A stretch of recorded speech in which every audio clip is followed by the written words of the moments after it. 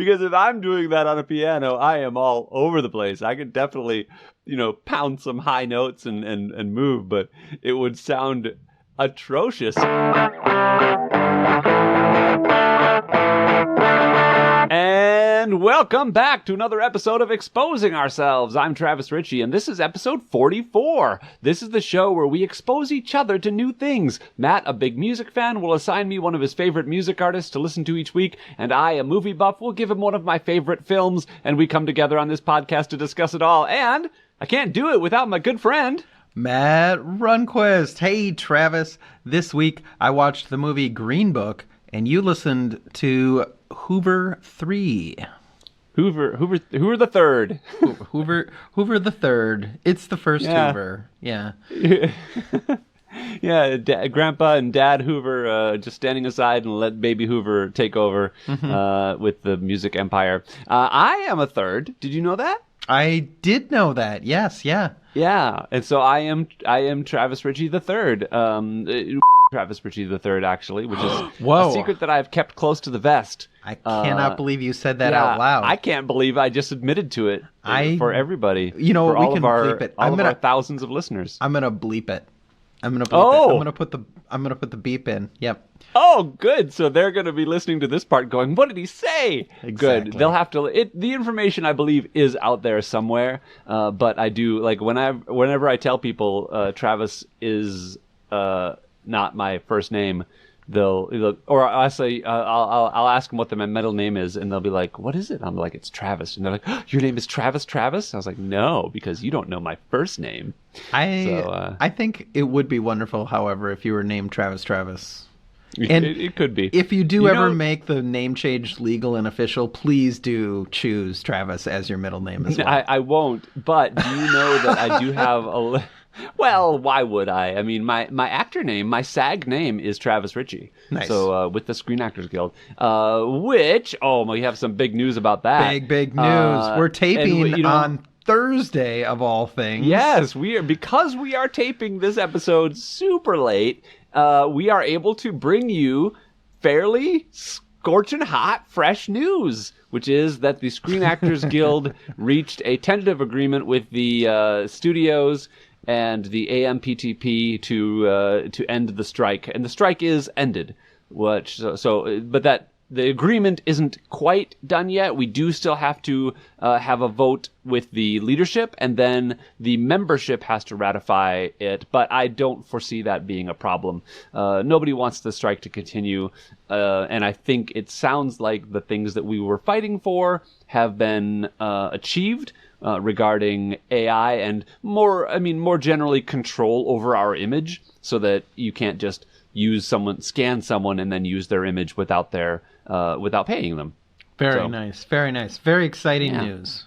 Yeah. So any other exciting news for you in the last week and a half? Well, I cut a hole in the side of my house. It's the back of my house.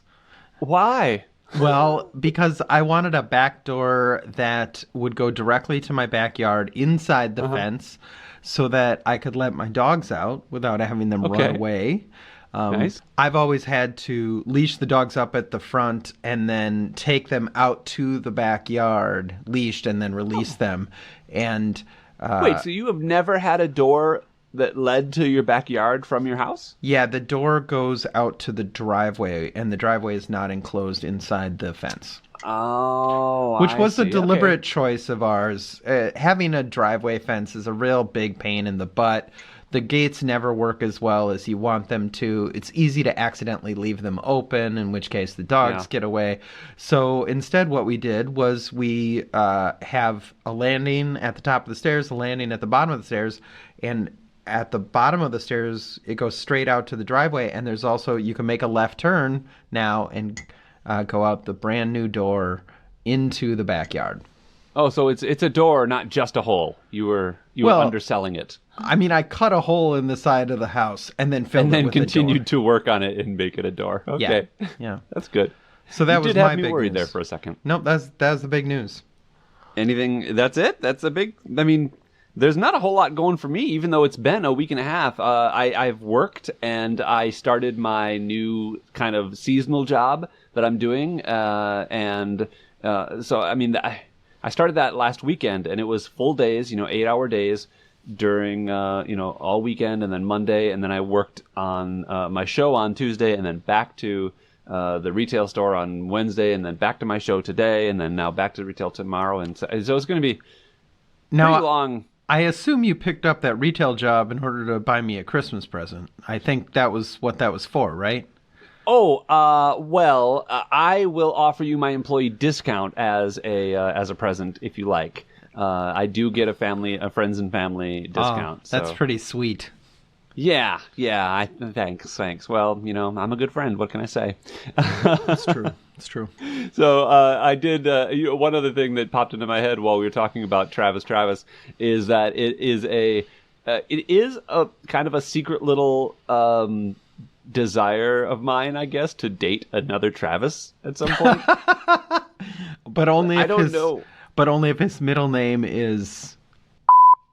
Yeah, exactly. Oh, it's okay. I'll beep that out. Again. I'll beep it again. But well, I kind of wanted, it's like I've had friends who are like the Matthews or the Kevins, Kevin and Kevin dating each other. And I don't know, I just something about being, the Travises. I always like the cross-gendered relationships that are, Chris and Chris or something like that. Yeah, that's extraordinary, and that's because it seems rarer. Two Travises that are dudes doesn't seem like an unreasonable thing to find. But yeah. Well, anyway, so I'm fine with moving into the meat if you'd like to. I've got a lot to talk about today. Yeah, let's shake things up and do the movie first. Mm-hmm. Travis, tell me about Green Book. Oh, goodness. Okay, well, Green Book is a movie that I wanted to revisit. I saw it only once. It came out in 2018, and it won the Academy Award for the year that it came out. And incidentally, for Best Picture? For Best Picture. Oh, okay. Yeah. And also won the Golden Globe for Best Comedy or Musical. I love that. Continues that trend. I guess musical is... I guess what we're saying there, because I couldn't ever figure it out because it's because it's got music in it, or because it has some funny moments. I don't know. I don't know. It never makes it. It's not as funny as The Martian, to be honest. No, but anyway, so it was regarded as a pretty good movie, and I remember liking it. But after I watched it, directed by Peter Farrelly of the Farrelly brothers, who, as I mentioned last week, are known for more kind of raunchy comedies, like Something About Mary and that kind of thing. But it also starred Viggo Mortensen and Mahershala Ali in maybe his first big starring movie role, even though he only gets, I think he won the Academy Award for Best Supporting Actor. But it was I think the role that really broke him out, even though he had been acting for a long, long time. And this was actually his second Oscar nomination. I think he got nominated the previous year for Moonlight, and which won and then didn't win. No, wait. Didn't win and then won the Oscar. And then, yeah, this guy in Oscars he's got an interesting story. But Green Book is about an Italian-American guy who gets hired to drive an African-American guy who is a piano player around to the Deep South, basically, to do concerts. And it is essentially a story about two people who are in completely different walks of life and different societies and whatever, and there are prejudices involved, and then they are forced together and they kind of learn, like proximity to each other allows them to learn about each other, and they become friends. And that's a story. It's kind of a cute story. It's got moving moments.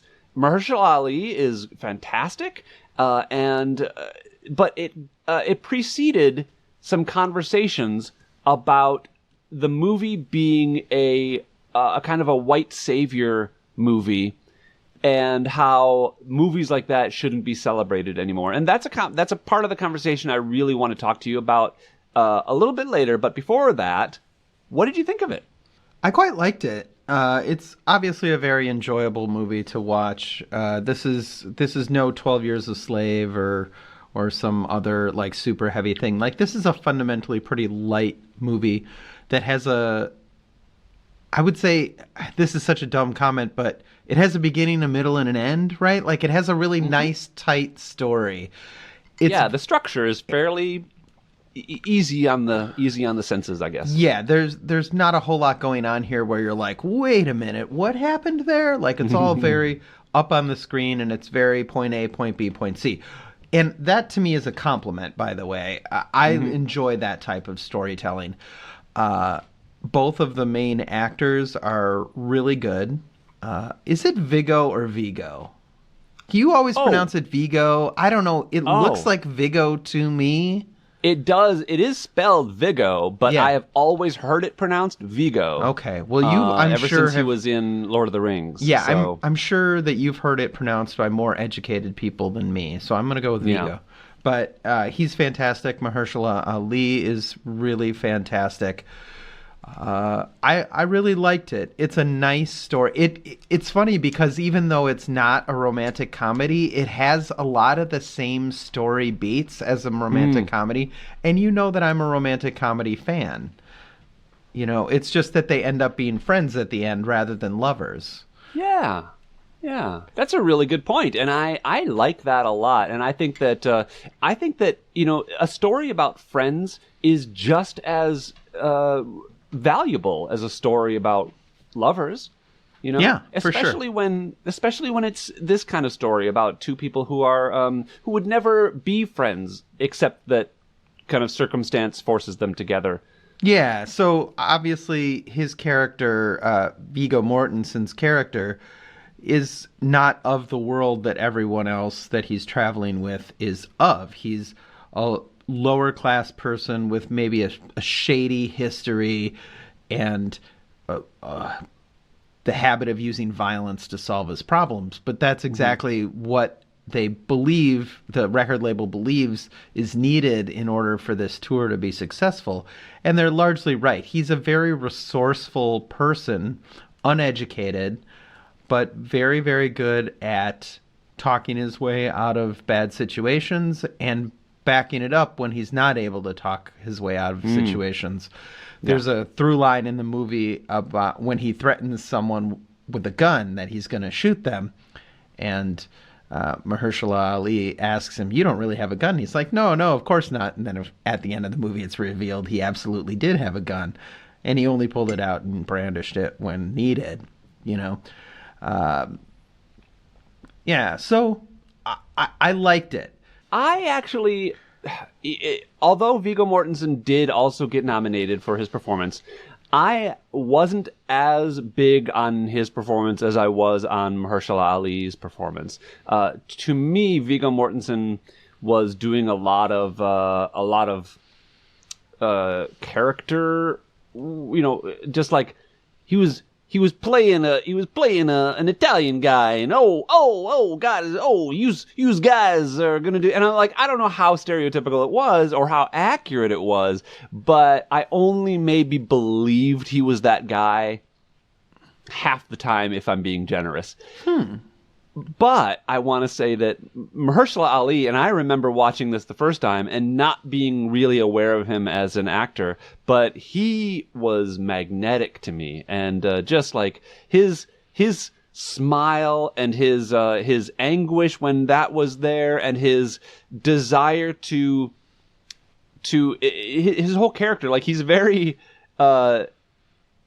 he's a guy who is a prodigy, right? He is an amazing piano player, and he attempts to civilize Tony the Lip, or Tony Lip, Viggo's character, and he can't help himself. He's just like he sees how this guy is uncultured and can be better, and takes it upon himself to just offer and also insist, because he is the boss, because he's the talent on this trip, insist that Viggo is holds himself to a higher caliber, like, even to the point where Vigo finds, they come to this roadside station and they find they're selling precious stones or pretty stones, and one of the stones isn't in the bin, it's on the ground,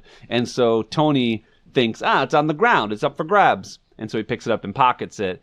But Mahershala's character, who is named Don Shirley, Dr. Shirley, he insists that he either pay for the stone or return it before they drive away. And like little bits like that infuse themselves along. And at first, of course, it's a clashing relationship, just as any good romantic comedy is, where it's best when they aren't eye to eye.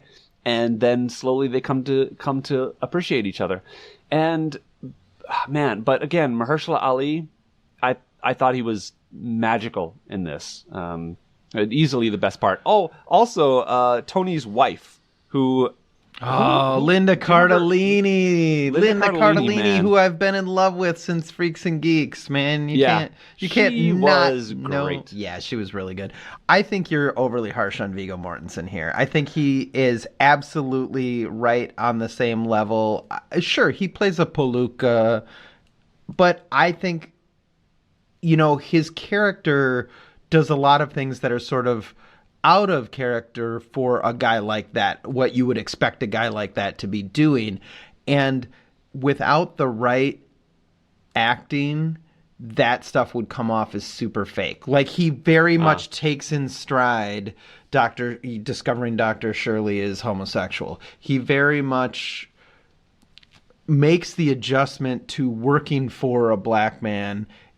And even though he's sort of derided in the South for doing that, taking on that role, handles it with aplomb, right? Mm-hmm. And that could very easily play as a white savior. You just invented this white guy that is like a magical being who's just... Mm-hmm. Wouldn't the 60s have been totally different if everybody was just cool with each other, right? Yeah. Like, just sort of this wishful thinking. But because because of his acting performance, I think it does come off as believable, and that's a tough one. Yeah, no, I give you that, and I am being harsh, and I'm being very like actor harsh on Viggo, and I do agree that he does a very good job most of the time. I think that if you put the two of them on a scale, his performance doesn't stand to Mahershala Ali's performance, which is saying something, because Viggo Mortensen has a resume that is amazing. Like, if you just look at his stuff in Lord of the Rings, his performance in that was extraordinary. And so I'm not saying as much bad about Viggo Mortensen as I am good about Mahershala Ali. Does that make sense? It does. Yeah. And I want to call out also, by the way, Viggo's excellent displays of his dad bod in this movie, because there's so much dad bod and he just goes for it. I love it. I don't know if he gained weight for this or what, but he definitely is he's not in shape. And there was one moment where he's just in bed and he just randomly puts his finger in his ear to scratches the inside of his ear, and when he pulls his finger out, it pops, and in a way that is way too loud for most people. And I feel like, I don't know if they added the pop or if that was just something like he did and they just kept it in or what. But it should be said, by the way, that this is based on a true story. These two guys existed and were actually friends. This trip happened. There is some debate about how accurate this is, because it was written by the son or grandson of Tony's son. Tony's son. Yeah. And so there is some, perhaps some bias there about the perspective of the story, but I don't think either character comes off as the savior or the victim, right? I think they saved each other in so the way the story is told. If we're going to get into this now, the thing that I would read this for in a very mild way is the parts where Tony starts introducing Don Shirley to black culture. I think that stuff plays very poorly. And I think for me, that was the thing that I keyed on, that I was like, oh, I see why people were upset about this. Because I don't think it reads as true, right? And it's a little icky to be like, oh yeah, my dad Tony Lip taught Don Shirley all about, Aretha Franklin or whatever. Like, come on. Sure. Come on. Yeah. Aretha Franklin or, whatever, like Little Richie, Motown, Little Richard, Little Richie. like Little Richie. Yeah. Heck, Little Richard was very famously sexually confused, I guess. Like the idea that Don Shirley wouldn't have heard of this guy is kind of ridiculous, Yeah.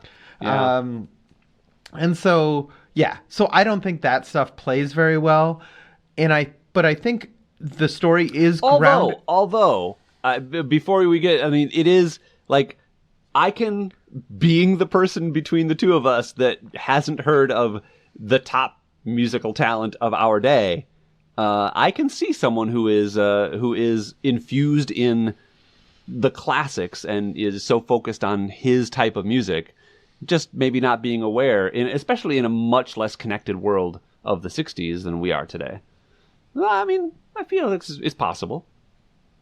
Yeah, I'm just saying that I'm doing the thing you hate. I'm sorry. Yeah, well, but also including those scenes feels like a choice, right? And it is kind of a choice to be like, yeah, the white guy who's lower class showed the upper crusty black guy, or bougie black guy what's what. And that I think is gonna always play as icky to people, right? Yeah, I can definitely see that. Regardless of any truth. No movie can include every aspect of their relationship, and choosing to include those scenes is a choice that I think doesn't really work and does make you give you the ick. Yeah, I can see that, and I would have liked if maybe what the truth of those scenes to me is to point out how much black people have influenced culture that even lower class white people appreciate, right? And so to have Tony be so into Aretha soul. and soul and like all and these musicians, I think points more to that. And but I see, like, how do you point that out? How do you raise that in information without making it seem like he's trying to educate the black guy about black people? Yeah, I can see that being problematic. Yeah, and I think he says the line "I'm blacker than you are" at one point, which is never gonna fly. Yeah, I know that's true. But I do like. They do acknowledge that these things like black people liking fried chicken is a stereotype. But I also accept a world where, like, a guy like Dr. Shirley has just never tried fried chicken because it's fried chicken, but also then not knowing how delicious it is, and so. Yeah, I think that honestly, the food stuff I think played better, right? And it's because of, it makes sense that he would avoid that food knowing that it is a cliched food of the African Americans in the South, right? Which is interesting, yeah. So he spent a lot of time separating himself from those stereotypical cultural items. But then the whole kind of point of his journey and concerts tour through the South is to confront those prejudices. And so to show these people that live down there that a black man can be extraordinary and talented and even better than them. Yeah. The thing that I wanted to say is, so this movie is from the perspective of stories that Tony Lip told his son about the tour, right? Like that is the explicit origin of these things. Yeah. And I understand why they didn't include that frame story, but I think that frame story might have helped people get over that psychological hump. Oh, Making sure. it explicitly, these are my recollections, rather than what the movie presents it as, which is this is absolute truth. Right? Yeah. We know that Don Shirley and Tony Lip were friends for decades afterwards, right? So there is a fundamental truth that is being conveyed by this movie, but just sort of grounding it in, hey, these are things my dad told me, rather than this is objectively the story, I think might have helped avoid some of the criticism that I got. That's a really good point. Yeah, I like that a lot. Yeah. But the thing, like, frame stories are so cliched, right? That, like Titanic's frame story. You know what this 3 hour and 20-minute movie needs? A frame story that adds 15 minutes to the running time. But I think it might have helped. But maybe they just weren't sensitive to the idea that this was going to be a controversial movie, right? It's a feel-good movie about friendship, and they. Maybe we're blindsided by the idea that, this is like a white guy telling a black guy's story. Yeah. Yeah. And the story itself was very touching. Like, I found myself, I connected with it as a gay guy who grew up in a time slightly before our very current, like, I feel like we're in kind of a nice golden age, even though there is still a lot of prejudice. But like the fact that we have so much representation around, and it's easy to find role models and people who look and act like you do, or and certainly they didn't exist in the 80s, and definitely not as much in the 60s. So I connected with that, and I liked it, and I liked the fact that Don Shirley had influence, right, with society, and so when he got in trouble, he was able to call Bobby Kennedy and get help, but his shame at needing to call Bobby Kennedy was completely understandable. Like, you want to be able to stand on your own merits and succeed without the help of the white guy, Right. Yeah, especially when you've done nothing wrong, Yeah, in that case, for sure, yeah. Yeah. And it was nice, too, because I could see a version of the script where it was the incident at the YMCA where he was caught fooling around with another guy, and I can see where that was the incident that landed him in jail that he needed to make a call about. But in that case, Viggo Mortensen, Tony Lip talked the police out of taking him to jail. And so they had another scene where it was Tony Lip accidentally, or not accidentally, but actually punching a cop when they get pulled over in the back roads of Alabama or wherever they were. Yeah. And so he punches a cop because the cop calls him the N-word, I guess. He dropped an N-word. I can't remember exactly whether it was directed at Don Shirley or at Tony Lip, but no, it was at Tony Lip. I think the cop insinuates that Tony is a black guy, and so Tony punches him because he's so insulted, and that plays into their relationship too, the Tony Shirley relationship later on. So they have to work through that, but yeah, it's I liked it, and I liked that they come to respect each other, and I think that Tony has a further way to go. I think that he travels further in his learning about Dr. Shirley and coming to like him than Dr. Shirley does. Mm-hmm. Yeah, for sure. What I'm curious about, and I didn't research this, but the piano playing is kind of extraordinary. When you watch Dr. Shirley play, it's really great. And I don't know if it was camera trickery, because it certainly looks like Mahershala Ali is playing the piano. So my impression of it, as someone who has played a little bit of piano and has watched people play piano, is that he was not actually hitting the notes that were being played, that we were hearing. Oh, I see. But I could be off on that, Well, that would also be a very interesting way to do that too, where you just play any old thing and just play with the tempo and the rhythm, and then they play something else over your notes. Yeah. Huh, that'd be interesting.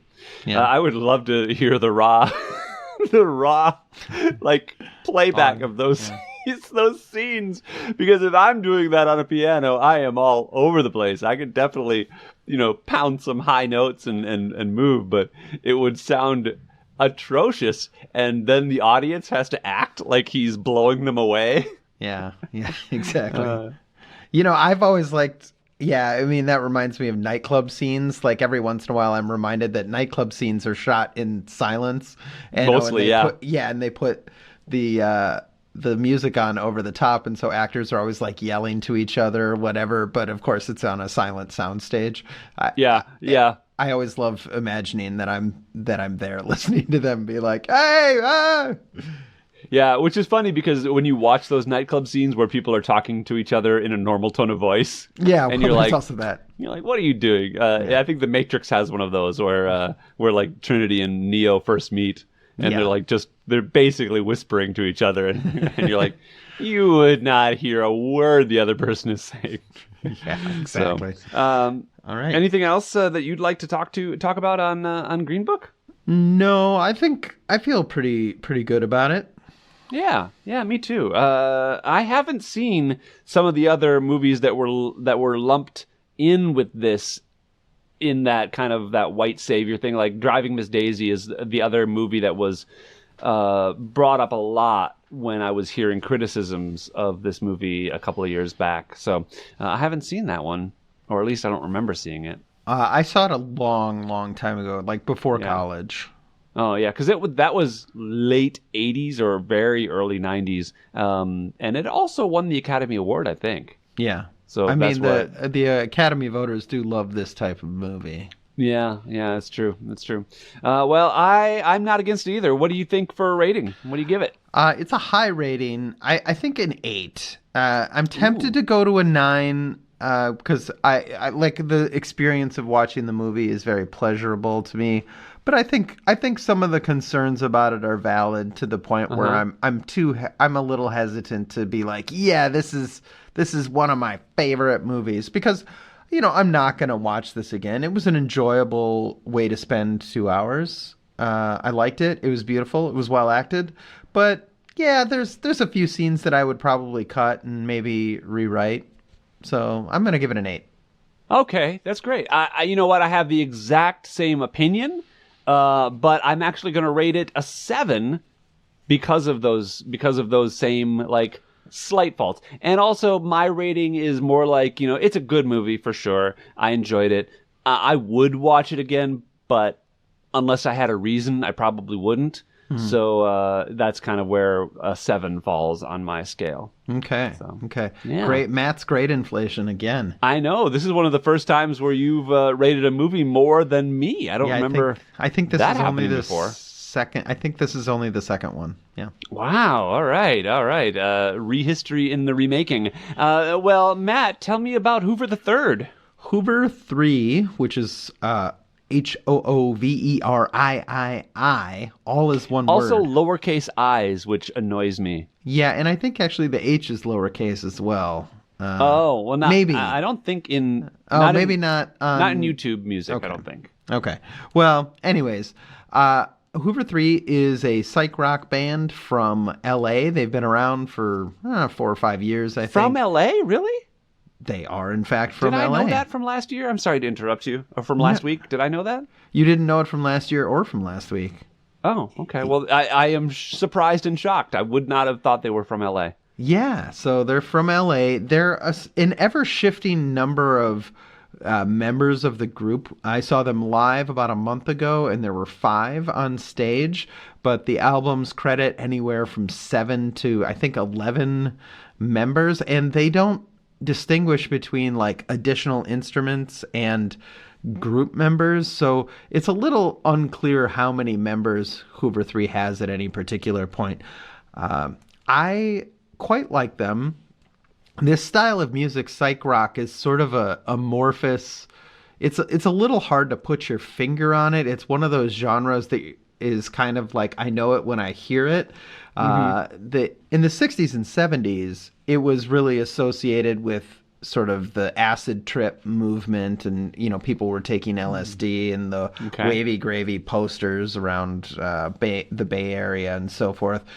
But now it's more about a sound and a feeling rather than any particular it's a little hard to define, I guess. But I did catch a lot of similarities between that era of the Beatles. Yeah. I heard some similarities there. So now that you're saying that, it's making some sense to me. Yeah, often it'll include keyboards or Eastern instruments. And Hooveriii does a lot of keyboard synthesizer stuff.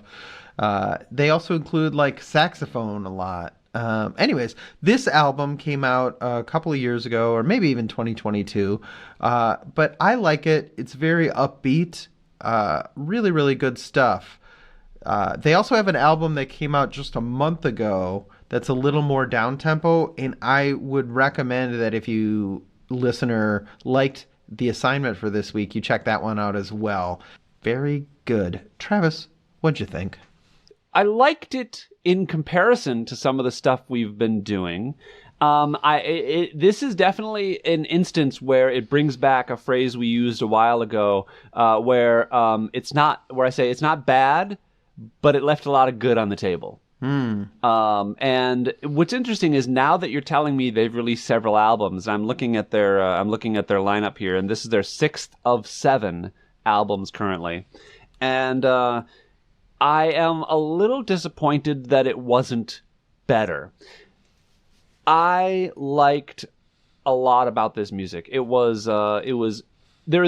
is completely inoffensive to me, right? There's nothing that I disliked. Really? That surprises me a little, because there's a few songs on here that are a little bit cacophonous, to choose a word from last week.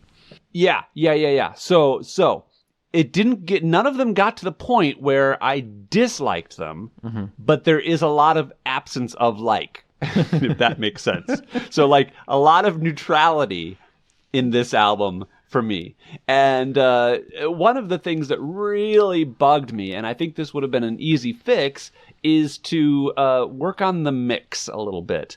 The audio mix, especially for the vocals, was I can't understand what they're saying. And so I think because of that, I can hear that they're saying interesting things, right? And I can hear that their voices are not bad. I don't know that they're especially good, whatever, but they're not bad in the way the Beatles aren't bad. The Beatles aren't great singers, but they're mainly good writers, I think, is my opinion. And we've talked about this, I don't know the Beatles all that well, but that's my impression. And this band seems to be of the same ilk, except I don't know whether they're good writers.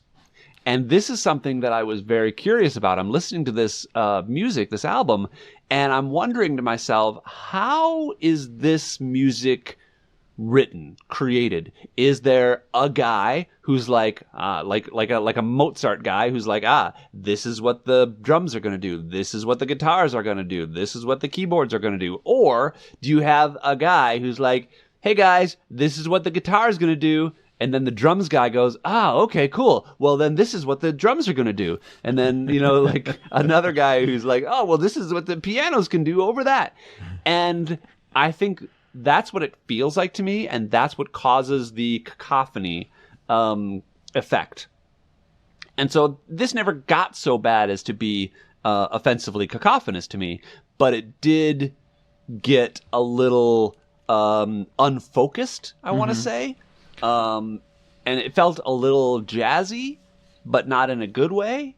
And I was kind of curious. I just am really interested to see, I'd love to talk to a really good band someday, or find out what's your process, how do you make music?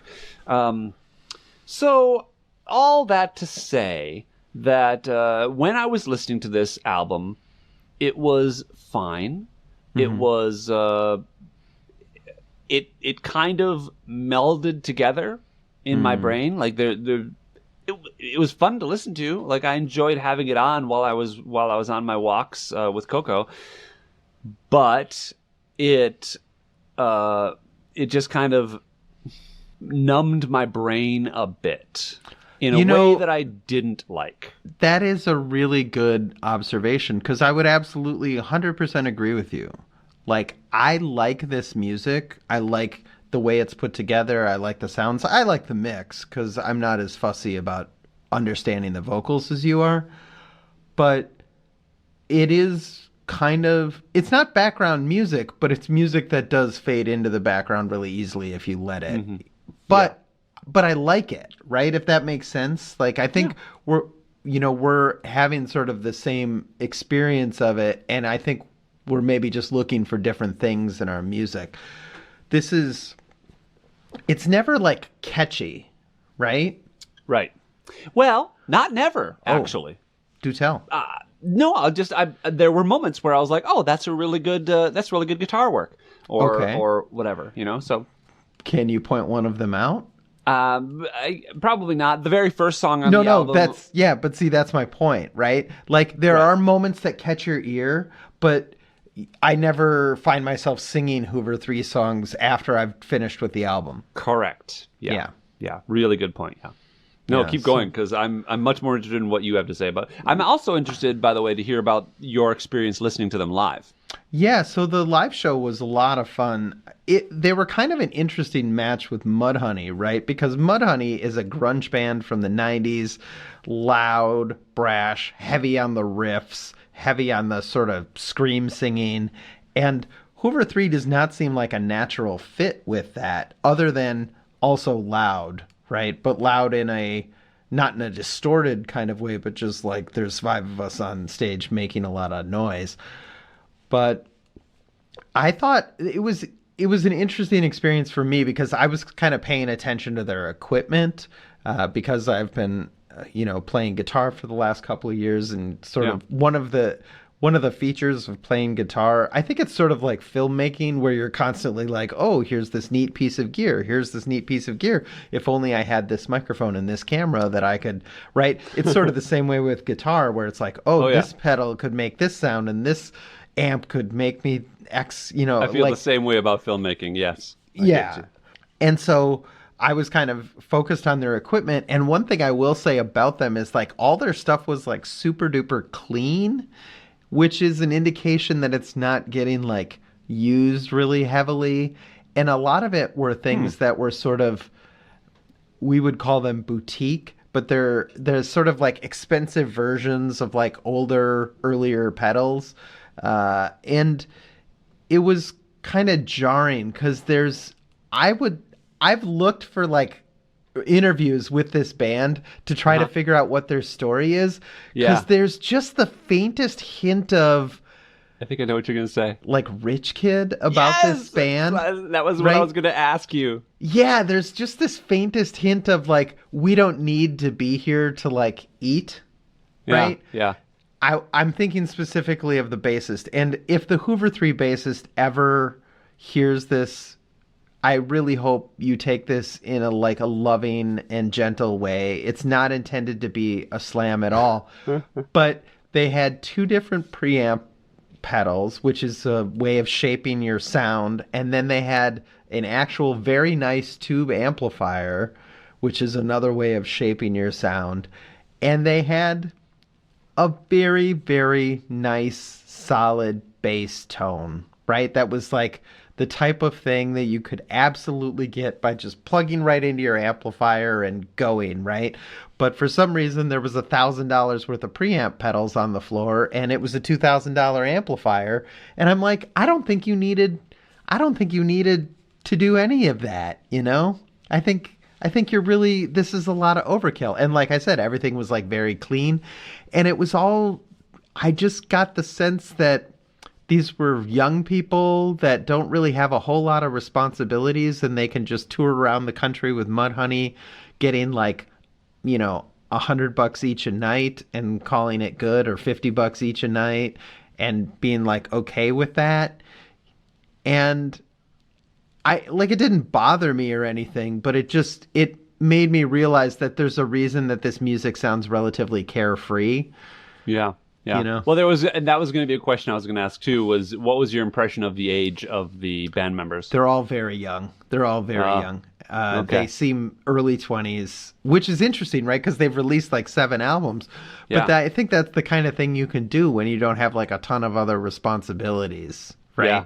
Well, and we should also mention that this band is a very small band. Like, they don't even have an entry on Wikipedia yet. Yeah. They have something like 365 followers on YouTube Music. Yeah. You know, they're very small. So a lot of the shortcomings, I think, can be chalked up to inexperience, weirdly, because as we've Yeah. said, this is their 7th or 6th of 7 albums. Yeah. And but you know, like this is what I'm getting at, right? The recording quality is really good. There's a ton of instrumentation, none of which comes for free, right? There's professional photo shoots. There's like really nice stuff associated with this that does not appear to arise naturally out of the popularity of this music.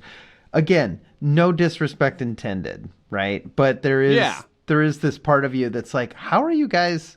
Like, this is probably, you know, you probably paid a studio $20,000, you know, between studio time and a producer and a mixer and mastering engineer. well, maybe one of their dads owns a studio or something. Yeah, right. You never know. But you know, and if they're from LA, there's a good chance that they had some money. Yeah, right. I get the feeling that somebody's an investment banker and somebody else is like a producer or something, right? A producer, or exactly, somewhere in the industry, So or anyways, tech.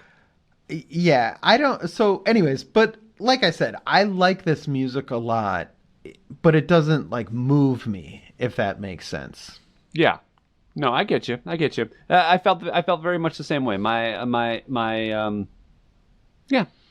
I think I've said all I need to say. Yeah, I think so too. What do you give it for a rating? I'm actually super curious where this lands for you. Were you thinking this was going to be very low for me? No, I think this is going to be around average, maybe slightly above. I'm thinking maybe a 6. Does the 6 feel right to you? That's exact. I'm thinking average or slightly above average is what I'm thinking. And you know what? I'll give these kids, these up and comers, a little boost and just give them a 6. Because I mean, there were definitely moments where I was like, okay, I see what you're trying to do here. I would love just. If you want to do a mix for me, Hoover the Third, just boost your vocals a bit. That's all I'm saying. Yeah. The Travis because you're mix. worth it. Yeah, exactly. And gosh darn it, people like do a mix for me and my boyfriend Travis, so I can put it on my boyfriend playlist. Travis and Travis. Well, for me, this is a 7, which is sort of. I think this is maybe just a difference in our rating systems because, like I said, this is. Very similar. I would put this significantly above average, like for the level that this band is at in terms of like number of followers and things. I think this is way better than your average band that has that type of following. And for me, it's a 7. I never am sad when it comes up on my, it's been coming up on my random lately because I've been playing it so much. I'm never sad to hear one of these songs. So I really like the album. Yeah, and I would say there's something very, very good to say about the fact that you saw them live and enjoyed them so much that you brought them to me. I did Boyd them to you. Don't make fun of me. I'm absolutely going to make fun of you.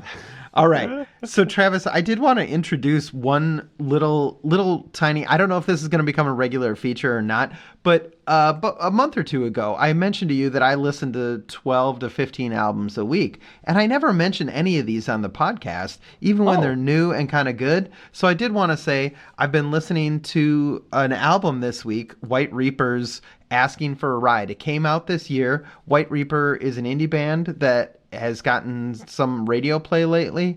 I like them a lot. I don't think I'm going to give them to you at any point. I mean, I might. I don't know. But anyways, new album. I had kind of missed it. It came out in January, and I just found out about it this week, and I've really been enjoying that. So, kids, if you share my musical taste, White Reaper, Asking for a Ride. All right. Well, Matt's thank you for that. album of the week. You'll have to write a little musical stinger for that. I think I will. All right, great. Well, what have you got for me for next week, man? Next week, have you heard of the band Phoenix? Oh, I missed having you ask me that, and the answer is no. I have not heard of Phoenix. I'm not surprised. They're the biggest band in France. Are they really? Are you Yeah, making fun of me? I'm not making fun of you. They are incredibly popular in France because they're French. But okay. they're also a popular indie band here in the United States. They've had a bunch of pretty decent-sized hits. I gave you a playlist composed almost entirely of their breakthrough album here in the United States. And the reason I use the term breakthrough is I don't know if it was their debut album or just one of their early ones. It's called Wolfgang Amadeus Phoenix.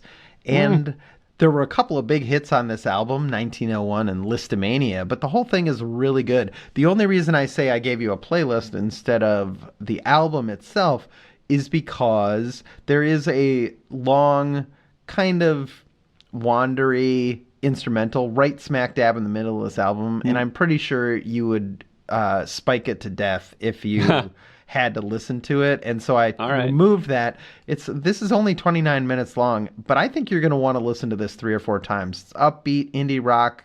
I think you're going to dig it.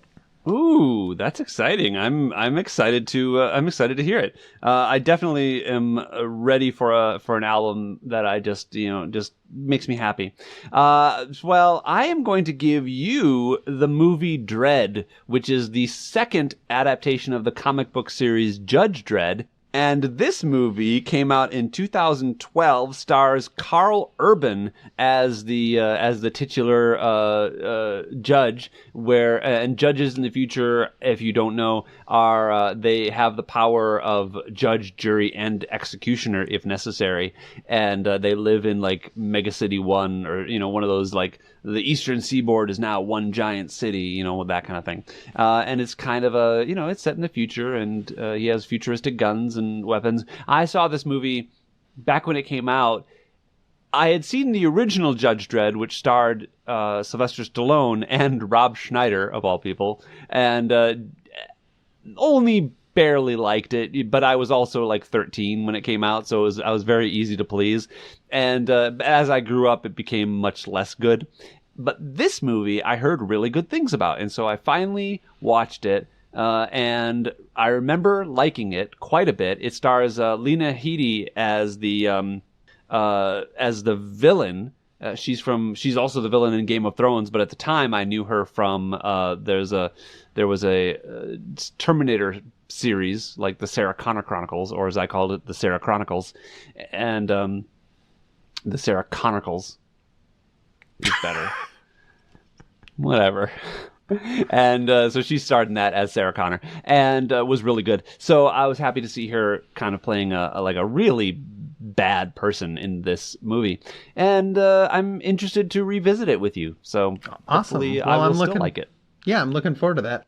Yeah, it's action-y, right? And that's why I was giving you... I just wanted to give you something like mindless action, but also like good mindless action, if you know what I mean. Mm-hmm. I'm excited to watch Sarah Connor Chronicles now. I love Lena Headey, and I didn't know she was in that. Oh, gosh. Well, they had a pretty good cast. Thomas Dekker played John Connor, and he's... I think he is adorable, and so I love that. But also Summer Glau played... she was from Firefly. She played a good Terminator, I think, sent back to protect I don't know, it was one of those stories. But yeah, so it was a pretty good cast. I think it only lasted a season or 2, maybe. But, okay. Yeah, worth checking out. Cool. Well, Travis, you know what I love doing? What do you love doing, Matt? I love getting emails. Oh, me too. If somebody wanted to email us, how would they do that? I suppose you could use our email address, which is exposingourselvespodcast@gmail.com. But what if you don't like email? What if you're like a Facebook person? Well, I don't think those people exist. But if they did, they would just search for exposing ourselves on Facebook, and they would find our podcast. That's awesome. And what if they like really love us and they want to rate us so that it'll other people can help discover our show? They should rate us. Oh, I don't know how to do that. I don't. Have you rated us, Matt? That would be bad. You should do that. I rate us 5 stars. That's for sure. I've rated us now. Me too. Yeah. All right. Well, thank you for that information, and hey, also thank you for exposing yourself to me. Well, Travis, thank you for exposing yourself to me. Oh well, I love doing it. I'll talk to you next week.